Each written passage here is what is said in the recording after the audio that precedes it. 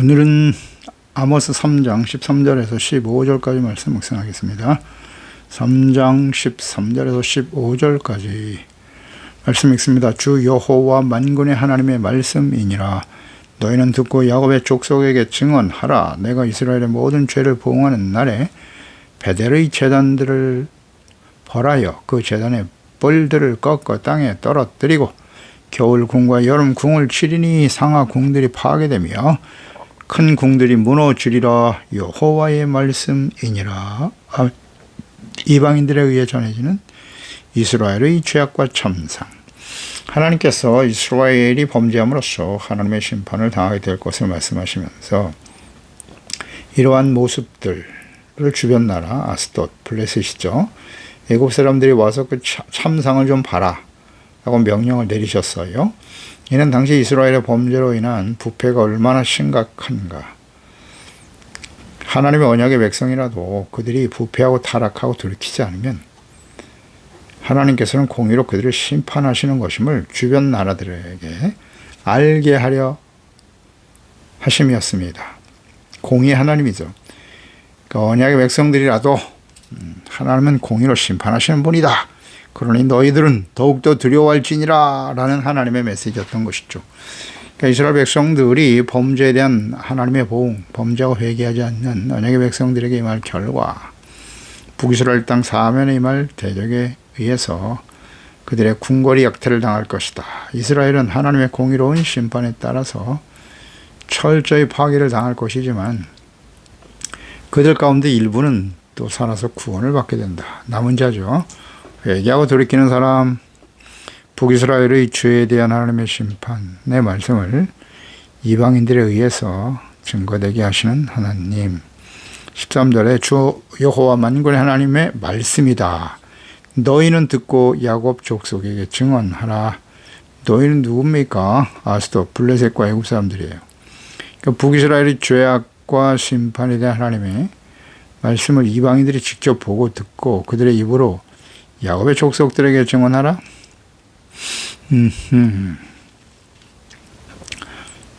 하나님의 택하신 언약의 백성들, 그 야곱의 족속 이스라엘, 이들은 하나님께서 복의 근원이 되어야 한다고 부르신 사람들이잖아요.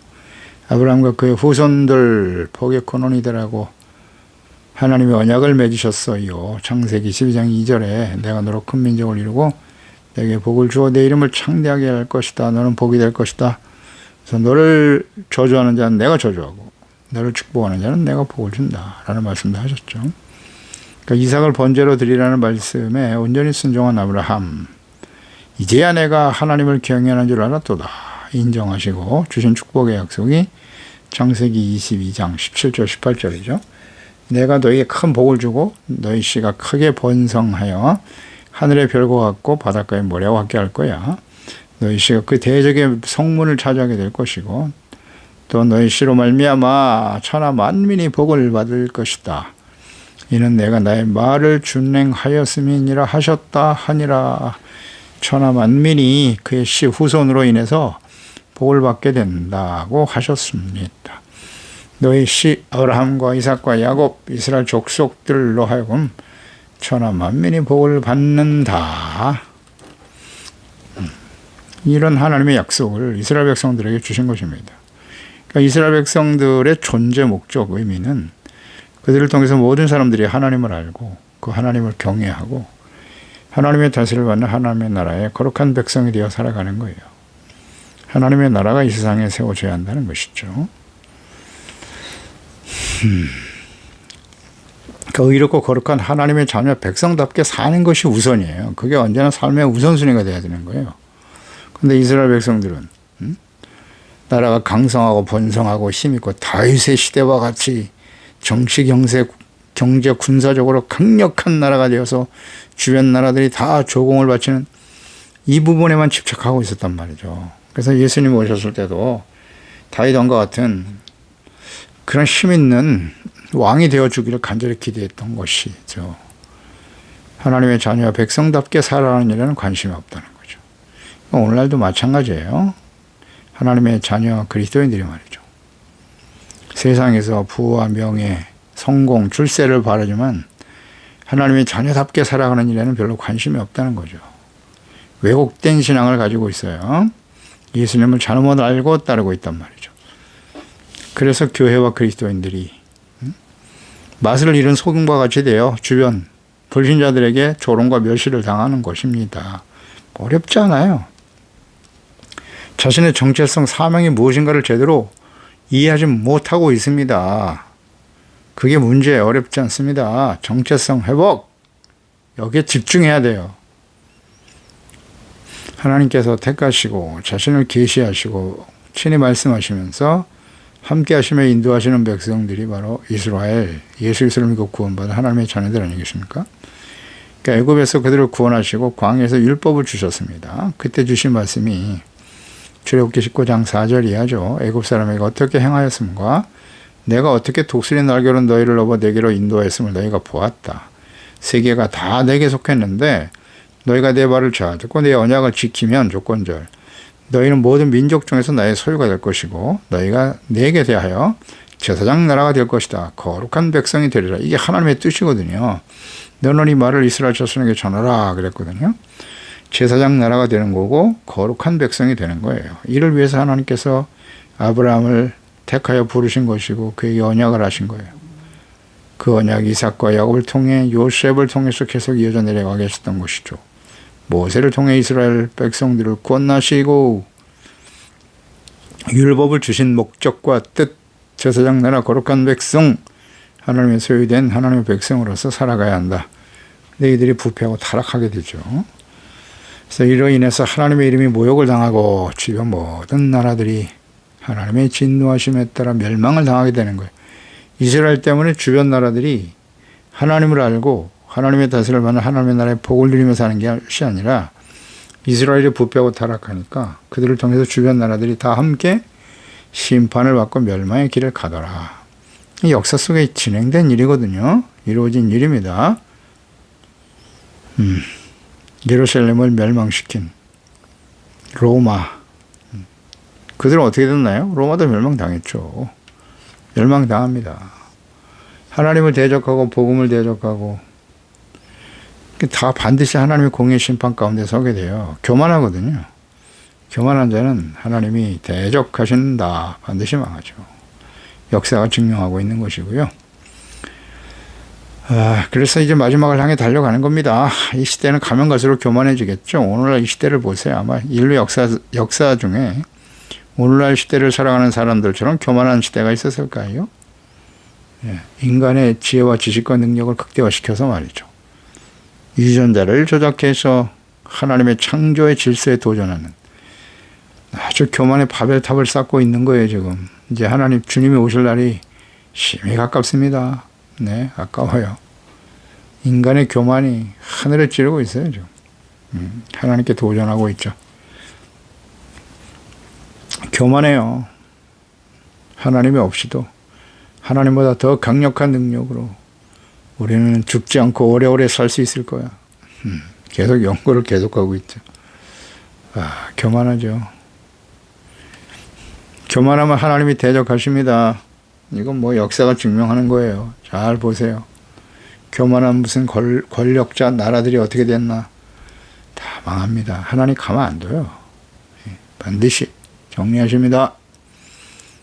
그 교만한 자들과 부안해동하며 함께 망하는 거예요.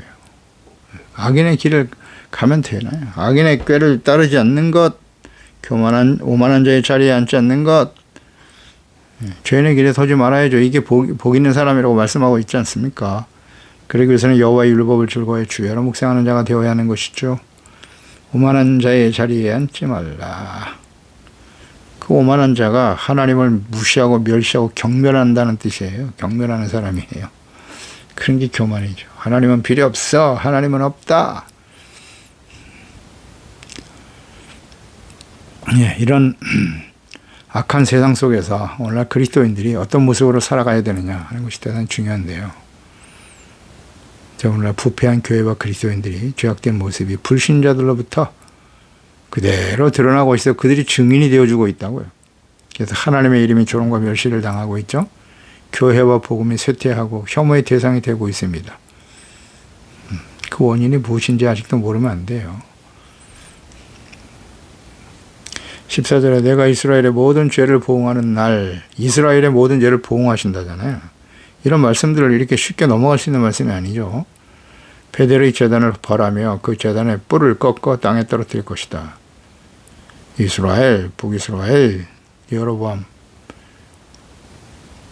금송아지 우상으로 시작한 북이스라엘이잖아요. 하나님을 버렸죠. 그들의 모든 죄를 하나님 반드시 보응하십니다. 심판하셔요. 베델의 제단을 벌하실 거라고 하셨어요. 말씀을 버리고 우상을 향해 달려가는 죄악, 무죄 완악함이죠. 선지자들을 끊임없이 보내셨는데 듣지 않죠. 죄를 인정하지 않아요. 회개하고 돌이키지 않습니다. 하나님을 조롱하고 멸시하고 있어요. 부흥의 날이 반드시 옵니다.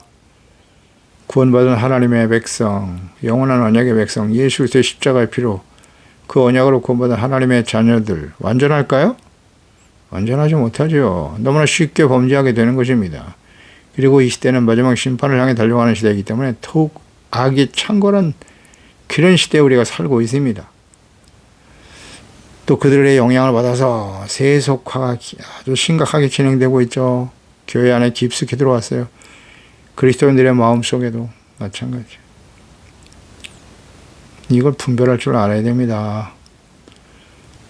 그래서 이 잘못된 모습을 깨우쳐주고 돌이키라고 계속해서 외쳐야 돼요.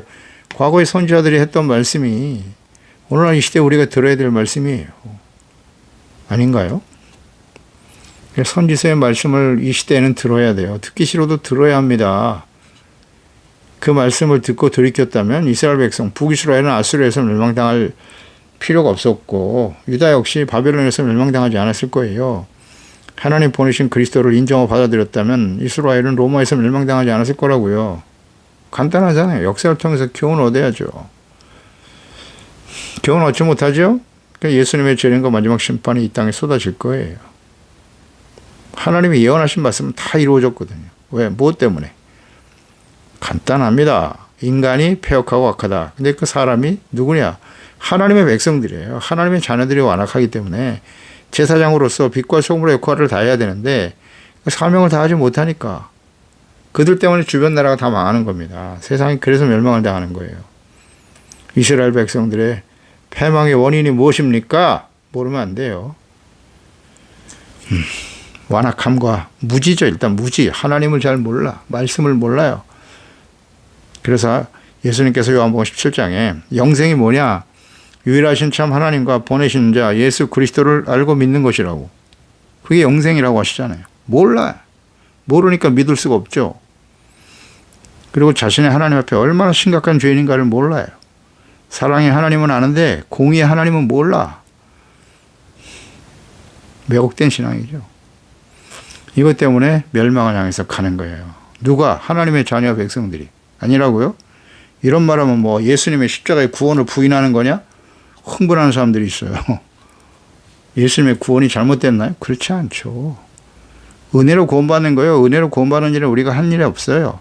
다만 구원받은 이후에 어떻게 해야 되는데 애굽에서 구원받은 이후에 어떻게 살아야 하는데 그래서 율법을 주시고 성전을 주신 거 아닙니까? 말씀이 육신되어 찾아오신 예수 그리스도 또 그분의 예수님께서 말씀을 자세히 기록하여 남기셨어요. 하나님의 자녀 그리스도인들은 어떻게 살아야 하는지 사도 바울 서신들을 통해서 신약성경에 자세히 기록하여 남기셨습니다. 왜 그 말씀을 무시하죠? 하나님 백성들이 망한 이유가 무지와 완악하며 또 하나는 거짓 선지자 때문이에요. 부패한 제사장과 타락하고 부패한 거짓된 제사장과 선지자들 때문에 망한 겁니다. 그러니까 마지막 때 예수님이 뭘 조심하라고 그랬어요? 마지막 징조가 뭐라고요? 거짓 선지자들. 이단만 생각하는데 교회 안에 거짓된 목사들이 많아요. 그렇게 많다고 하시잖아요. 조심하라고. 예수님께서 하신 말씀이지 않습니까? 이런 걸 분별할 줄 알아야죠. 분별을 어떻게 해야 하나요? 하나님 말씀에 비춰보면 알죠. 거짓 선지자, 참 선지자. 산상수훈 마태복음 7장에 자세히 나와 있지 않습니까? 거짓 선지자들. 열매를 보아. 그 나무를 안다고. 못된 나무가, 나쁜 나무가 좋은 열매 맺을 수 없죠. 좋은 나무가 나쁜 열매 맺을 리도 없고.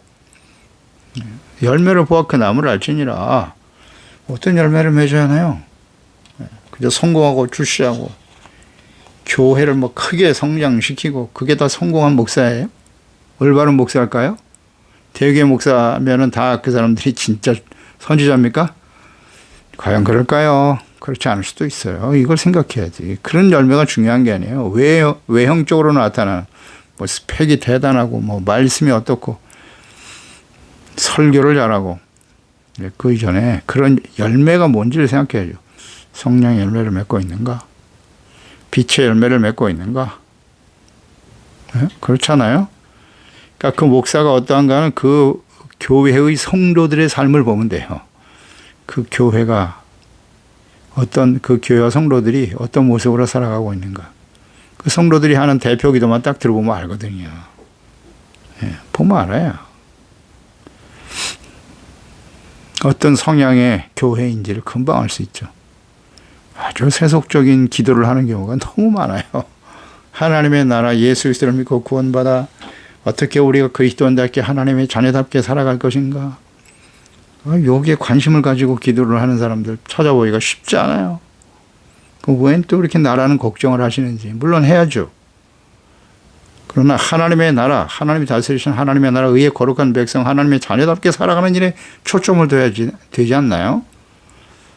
예수 그리스도와 함께 십자가를 지고 주님을 따라야 한다는 것에 초점을 맞춰야 되지 않아요? 구원받은 이후에 어떻게 우리가 성화되어 거룩한 하나님의 자녀 백성답게 이 약하고 패역한 세대 속에서 빛과 소금으로 살아갈 것인가? 우린 지금 어떤 열매를 맺어 살아가고 있는가? 이런 진실한 기도가 있어야 되지 않아요? 그런데 별로 관심이 없어요. 기도를 들어보면 알죠. 마찬가지입니다. 오늘 말씀을 우리가 듣는 우리 사랑하는 자녀들, 우리가 지금 드리는 기도의 1번, 2번, 3번 한번 보세요. 어떤 기도를 드리고 있는지, 어디에 초점을 두고 기도하고 있는지. 그저 나의 눈에 보이는 세속적인, 안 됩니다. 하나님의 나라와 그의 의를 구하는 그 의미가 무엇인가를 알아야 되지 않겠어요? 하나님의 나라와 의에 대한 개념 자체가 바르지 못해요. 베델의 재단을 벌할 것이다. 베델이 어떤 곳입니까? 베델은 북이스라엘 열지파를 맡아 나라를 세운 여로보암. 그가 하나님을 버리고 금송아지 우상을 세우고 그것을 베델에 세웠어요. 베델에. 왕상 12장 25절에 하나님께서 열 지파를 여로보암에게 맡기면서 너 다윗처럼 섬겨라. 솔로몬이 부패하고 타락한 거 봤지? 그런 모습으로 살아가면 안 돼. 그래서 내가 열 지파를 너에게 맡기는 것이니 다윗과 같이 행하라. 그러면 너의 나라를 내가 견고하게 지켜줄 거야. 그런데 왕이 되고 나니까 생각이 달라지죠, 여러분. 자꾸 사람들이 안식일만 되면 예루살렘으로 내려가거든요. 제사고 절기가 되면 또 내려가고. 이걸 도저히 받아들일 수가 없었던 거예요. 저들이 내려갔다가 르호보암에 넘어가서 나를 공격하면 어떡하지? 자기의 권력을 잃을까 봐 이게 두려워가지고 어리석은 여로보암. 그래서 국경을 쌓고 국경을 폐쇄버렸죠. 못 내려가게. 다윗의 집으로 돌아가리로다. 이게 두렵다는 거죠. 그래서 이 백성이 예루살렘에는 여호와의 성전에 제사를 드리고자 올라가면 이 백성의 마음이 유다 왕 된 그들의 주 르호보암에게 돌아가서 나라를 죽이고 유다 왕 르호보암에게 돌아가리로다 하고 이에 계획하고 두 금송아지를 만들어서 무리들에게 말하기를 너희가 다시는 예루살렘에 올라갈 것이 없다. 이스라엘아, 이는 너희를 애굽 땅에서 인도하여 올린 너희의 신들이다. 아이고, 출애굽기 32장으로 다시 내려가네. 모세가 시내산에서 하나님 말씀 듣고 있을 때 늦게 들어온다고 아론을 협박해가지고 금송아지 우상을 만들더니 이 또다시 재현되고 있죠. 세월이 얼마나 많이 흘렀는데 보세요. 시간하고는 아무 상관없어요. 사람들, 특히 누구야 이 사람들이? 하나님의 백성들이에요. 하나님의 백성들이 이렇게 부패하고 타락한다니까요. 그럼 오늘날 우리는 다를까요? 아니요. 성경을 통해서 우리는 교훈을 얻는 겁니다. 하나님과 하나님의 말씀이 어제나 오늘나 영원토록 동일한 것처럼 그것은 뭐 끊임없이 주장하죠. 하나님은 어제 오늘 영원토록 동일하십니다. 지금도 살아계십니다. 기적이 일어납니다. 이런 소리는, 이런 말씀을 자꾸 전하면서 그때 부패하고 타락한 하나님의 백성들이 어제나 오늘나 영원토록 동일하다. 우리도 하나님 앞에 그들과 동일하게 범죄할 수밖에 없다는 존재라는 사실을 전해야 될 거 아닙니까? 이건 잘 안 전해. 균형을 잃어버렸어요. 균형을. 안타까워라. 요엘 당시 또 그 이후에 아모스 선지자 마찬가지, 이사야, 제레미야를 통해서, 호세아 선지자를 통해서 외치셨던 그 모든 말씀들, 그 당시 하나님의 백성들뿐만이 아니잖아요. 모든 시대에 하나님의 아들 그리스도를 보냈는데 그리스도를 십자가에 못 박는 거 보세요. 그 이후에 부패하고 타락한 가톨릭의 역사를 보세요. 인간은 하나님만 동일한 게 아니라 사람도 동일해요. 아주 교만하고 부패하고 타락하고. 어쩔 수 없어요. 그 배후의 역사는 악한 운수 마이가 있는 동안에는 마지막 심판을 당하기 전까지는 어쩔 수 없다고요.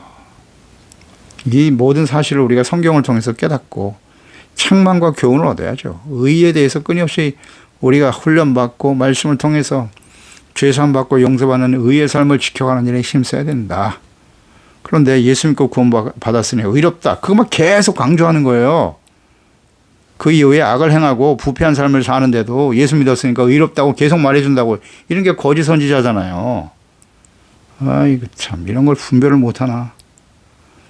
자신들이 죄 짓는 일을 자꾸 정당화시키는 거예요. 구원파잖아요. 구원파. 구원파 이단들이 교회에 많아요. 오늘날 목사들도 그런 목사들이 많고 성도들이 그런 걸 좋아하거든요. 예수 믿고 구원받았는데 뭐 불의와 좀 타협하고 악을 행해서라도 출세하고 성공하고 부와 권세와 권력을 얻으면 되지. 그게 축복 아니야? 아니거든요. 불의를 행하고 악을 행하면서 세속적인 욕망에 마음을 빼앗기며 살아가는 이 시대의 교회와 목사와 성도들이여, 자녀들이여, 정신을 차릴지어다. 이 말씀을 전하는 게 참된 선지자 아닙니까? 분별해 보세요. 판단하십시오. 선택은 본인이 해야 되는 거예요. 어쨌든지 언제든지 그 결과와도 역시 본인이 져야죠. 하나님께서 이 베델이라고 하는 것이 어떤 것인가를 생각해 보세요. 하란에서 20년 연단받은 야곱, 이제 하란으로 쫓겨갈 때 아버지 이삭을 속이고 에서를 대신해서 축복받았던 야곱이 하란으로 도망치지 않습니까? 에서를 두려워해서. 그때 베델에서 주님 만나 주셨잖아요. 그곳에 기름을 붓고 이곳이 하나님의 성전이 될 것이다. 그렇게 해서 세워진 곳이잖아요. 그래서 하나님께서는 연단을 받은 이후에 창세기 31장 13절에 보면 나는 베델의 하나님이다. 야곱에게 나타나셨어요. 베델의 하나님이라고. 내가 거기서 기둥에 기름을 붓고 거기서 내게 서원하였으니 지금 일어나고 이곳을 떠나서 내 출생지로 돌아가라. 베델의 하나님이라고 하시면서 나타나셨어요. 베델. 돌베개 베고 잠잘 때 꿈속에서 하나님께서 그를 만나 주셨지 않습니까? 그것이 베델이라고요. 그리고 고향으로 돌아가서 당연히 하나님 말씀하셨잖아요. 내가 소원한 대로 거기서 기둥에 기름을 붓고 거기서 내게 서원했지. 이곳이 하나님의 성전이 될 것이라고.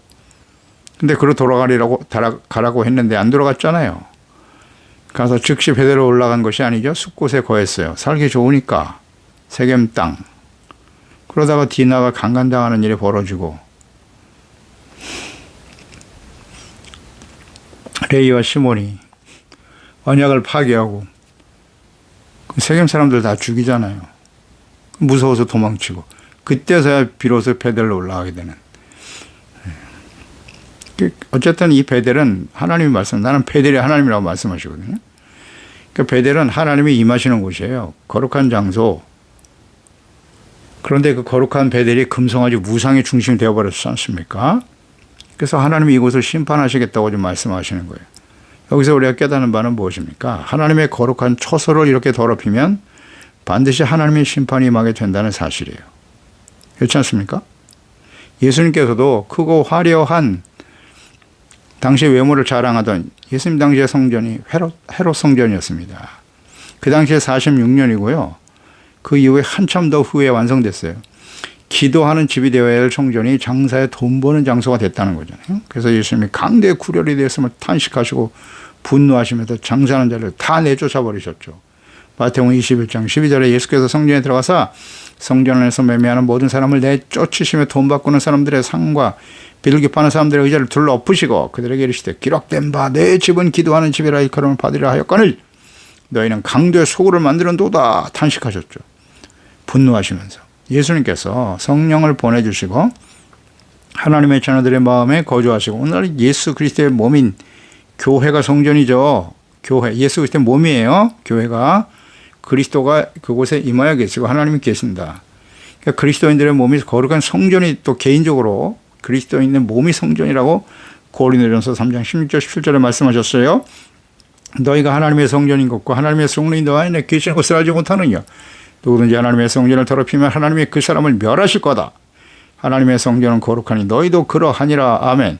하나님의 집, 거룩한 성소, 하나님이 임재하여 계시는 곳, 교회의 어떤 건물 자체가 중요한 게 아니에요. 거기 하나님이 계시는가가 중요하죠. 우상과 죄악으로 가득한 곳에 하나님이 계실 수 없습니다. 과거 예루살렘 성전을 보세요. 거기에 우상이 가득하니 하나님이 계실 수 없어요. 바벨론에서 다 불타버리잖아요. 빼앗겨버렸죠. 짓밟히고. 교회의 모양이 중요한, 크고 화려한 교회, 그런 게 중요한 게 아니에요. 하나님의 자녀답게 살아가는 거예요. 거룩함을 상실하면 이스라엘은, 하나님의 자녀 백성들은 이방인들에게 짓밟히고 마는 겁니다. 따라서 오늘날 이 시대에 그리스도의 몸인 교회와 그리스도인들의 마음, 이 마음이 성전이라고 하시지 않습니까? 성령이 거하여 계시기 때문이에요. 그런데 이 우리의 마음이 세속적인 욕망과 죄악으로 가득하여 그건 하나님의 성전을 더럽히는 겁니다. 그러면 하나님 어떻게 하신다? 반드시 심판하시죠. 오늘날 교회도 마찬가지예요. 세속화가 진행되고 말이죠. 인간적인 생각으로 가득한 교회, 세상 성공과 출세, 병 낫고 오래오래 건강하게 사는 것이 축복이라고만 외치는 교회, 조심해야 됩니다. 물론 하나님께서 우리가 그 모든 것을 누리며 살기를 원하세요. 하나님께서는 약속도 하셨고요. 영과 육을 강건하게 하시고, 그런데 그렇게 되기 위해서는 어떻게 해야 되냐는 거죠. 그걸 생각해야지. 먼저 하나님의 나라와 그의 의를 구하는 일에 힘써야 되지 않겠습니까? 그걸 강조해야 된단 말이에요. 그게 전제될 때 결과적으로 하나님께서 우리의 삶에 필요한 모든 것을 풍성하게 채워주시는 하나님이시죠. 누리며 살기를 원하시는 거예요. 뭐 어렵지 않죠. 이 균형이 깨어지면 안 돼요. 삶의 우선순위가 바르게 세워져야 한다는 거, 이걸 끝까지 지켜가야 돼요. 그래서 성소를 더럽히고 교회가 더러워지고 죄악으로, 세속적 욕망과 죄악으로 더럽혀지는 거죠. 그럼 하나님 반드시 심판하십니다. 하나님의 심판이 교회에서부터 시작된 거 아십니까? 성경을 잘 보세요. 15절 겨울궁과 여름궁 그것을 친다. 상하궁들이 파괴될 거야. 북이스라엘의 왕들이죠. 상류층들이 누리는 부귀영화. 가난한 사람들은 그저 집 한 칸 얻기도 어려운데 왕이 되었다고 말이죠. 겨울과 여름 궁을 만들어 놓고 이리저리 상하로 궁을 만들고 호의호식하며 살았다는 거 아니에요. 하나님께서 반드시 심판하신다. 그게 무슨 의미가 있느냐 이게 무익한 것임을 보여주는 거예요. 하나님을 버리고 우상숭배에 빠져 백성들을 우상숭배자로 만들고 회개하지 않으면 그들이 세운 화려한 궁전, 크고 화려한 교회, 호의호식하는 오늘날 이 시대의 목사와 재직들, 상류층의 부유한 자들 반드시 하나님의 심판 가운데 떨어질 것이다. 그 경고 아닙니까? 예수님이 하신 말씀을 잘 들어보세요. 예수님이 부자로 사셨나요? 부자를 부정하려고자 함이 아니에요. 그런데 예수님은 부자가 천국 들어가는 게 얼마나 어려운지 낙타가 바늘기로 들어가는 것보다 더 어렵다고 말씀하셨어요. 물론 하나님은 하실 수 있다고 하셨죠. 부자 자체를 정죄하는 건 아니죠. 그러나 하나님보다 재물, 돈을 더 사랑하게 되면 그건 부자가 아니에요. 하나님의 것을 맡아서 하나님의 뜻대로 잘 관리하고 하나님의 나라와 어려운 이웃을 위해 쓰임받는 사람, 그 사람이 진짜 부자죠. 그저 세상에 쌓아두고 권력과 부의 자리에 앉아서 허위호식하면서 자신의 명예와 욕망을 추구하려고 하는 것, 이건 절대 축복이 아니에요. 하나님의 심판에 서게 된다는 사실을 잊지 말아야 합니다. 반드시 무너진다고 하셨죠. 파괴되고 무너지리라. 다 무너진다고요. 히브리어의 샤푸입니다. 이것은 완전히 소멸시켜버리는 거예요. 완전히 없애버리겠다고 말씀하시는 거예요. 불태워 흔적도 없이 쓸어버릴 것이다. 그렇습니다. 하나님을 떠나고 불의를 행하면서 이 세상에서 부와 영화를 누리고 출세와 성공 아무 의미 없어요. 불법을 행하는 자들아 내게서 떠나라. 종교적인 행위, 경건의 모양 의미 없음. 경건의 능력을 부인하고 말이죠. 악을 행하고 교만하고 돌이키지 않아요. 그 결과는 자명하다. 기도하겠습니다. 하나님 아버지, 오늘도 주의 말씀을 듣습니다. 하나님께서 주의 말씀 앞에 하나님의 언약의 백성으로서 거룩하고 진실된 제사장의 나라 같아요. 이 땅의 모든 사람들이 하나님의 진노의 심판에서 구원을 받아 하나님의 다스리신 하나님의 나라가 되게 해야 할 이스라엘이 부패하고 타락한 결과 그들의 죄악상과 그들을 심판하시는 하나님의 공의에 대해서 주변 나라, 이방 나라들이 오히려 증인이 되고 증언해야 할 것을 말씀하고 계시네요. 주여, 오늘 이 시대 우리의 모습은 어떠한가요? 거룩한 하나님의 자녀로 참된 그리스도인으로 주님을 따라야 할 빛과 소금으로서 이 어둡고 폐역한 세상에 주의 영광의 빛을 나타내야 될 저희들이 세속화의 파도에 그 쓰나미와 같은 세속화의 물결에 휩쓸려 정체성을 상실하고 사명을 잃어버리고 표류하며 살아가는 저희들의 모습은 아닌가요? 주여, 이제 곧 예수 그리스도의 재림과 우리 예수님의 심판 혹은 우리가 개인적으로 인생을 마감하겠죠. 주여, 우리가 이때에 무엇을 어떻게 해야 하나요? 형식적인 종교 생활이 중요한 게 아니라 물론 그 필요하죠. 내용, 그 본질이 무엇인가를 잘 생각해야 합니다.